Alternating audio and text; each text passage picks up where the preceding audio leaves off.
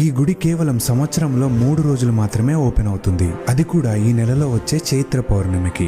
దట్టమైన నల్లమల్ల అడవిలో జరిగే ఈ పవిత్రమైన జాతరని దక్షిణ అమర్నాథ్ యాత్రగా పిలుస్తారు. ఇదే మన సలేశ్వర లింగమయ్య జాతర.